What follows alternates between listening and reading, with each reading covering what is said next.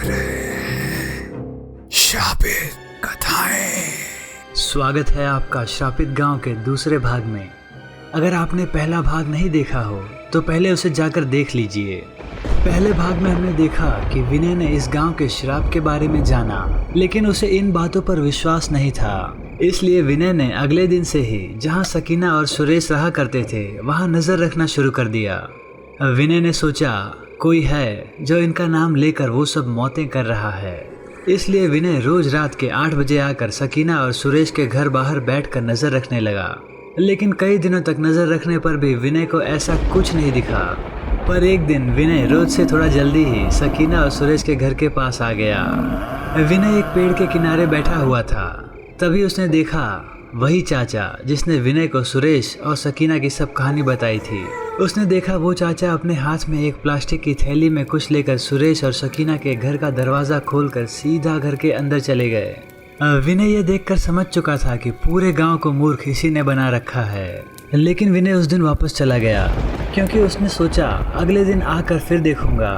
और ये कल भी आया तो पक्का यही चाचा इस पूरी घटना का जिम्मेदार है। अगली रात विनय फिर सकीना और सुरेश के घर के बाहर आया उसी समय और उसी पेड़ के नीचे छुपकर उस चाचा का इंतजार करने लगा।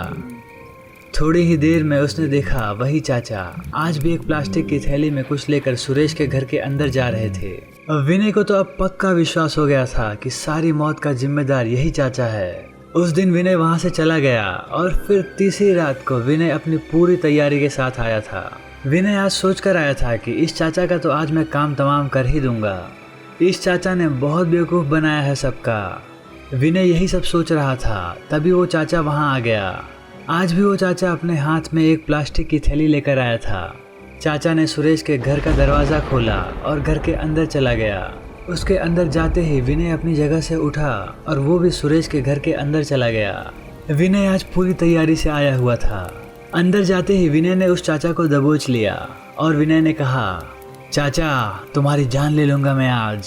सभी मौत के जिम्मेदार तुम ही हो। क्यों? अब बताओ क्यों लोगों को तुम मूर्ख बना रहे हो? बताओ मुझे, नहीं तो अभी मैं तुम्हारा गला धड़ से अलग कर दूंगा। चाचा बता दो जल्दी वरना अच्छा नहीं होगा। अब इतना बोलकर विनय ने उस चाचा को वहीं पटक दिया। अपने पैरों से दबाकर बोला, चाचा 3 गिनती के अंदर बता दो वरना मैं तुम्हें आज सच में मार दूंगा। उसके बाद चाचा ने रोते हुए कहा, अगर मैंने तुमको बता दिया तो वो लोग मुझे मार देंगे। चाचा की बात सुनकर विनय ने अपने दांत पीसते हुए कहा, अगर तुमने नहीं बताया तो वो तुम्हें मारे या ना मारे पर मैं तुम्हें अभी मार दूंगा। विनय को इतना गुस्से में देख उस चाचा ने कहा, तुम्हें सब जानना ही है ना, तो कल इसी समय यहीं मिलना। उसके बाद तुम अपनी आंखों से सब सच देख लेना।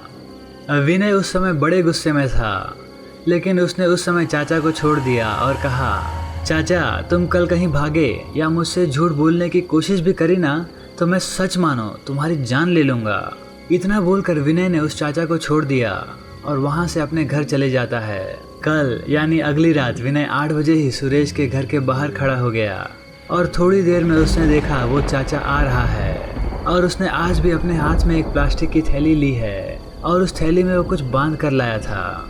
चाचा ने आज विनय को देखते ही कहा, चलो अब मेरे साथ। इतना बोलकर वो सुरेश के घर के अंदर जाने लगा।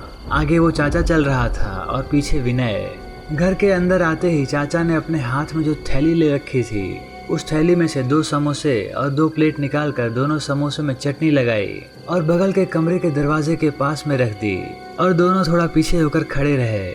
थोड़ी देर बाद विनय ने देखा कि किसी ने दरवाज़ा खोला, पर जिसने दरवाज़ा खोला था वो नहीं दिख रहा था और उसने समोसे की प्लेट अंदर खींच ली। उसके बाद उस चाचा ने विनय से कहा, जिन्हें तुम ढूंढ रहे हो वो वही है। उस चाचा की बात पूरी होती उससे पहले ही विनय ने चिल्लाते हुए कहा, तुम कोई भी हो अब तुम्हारा भांडा फूट चुका है। तुम कोई भी हो अब तुरंत बाहर निकल आओ वरना मैं पूरे गांव वालों को फ़ोन करके बुला लूँगा।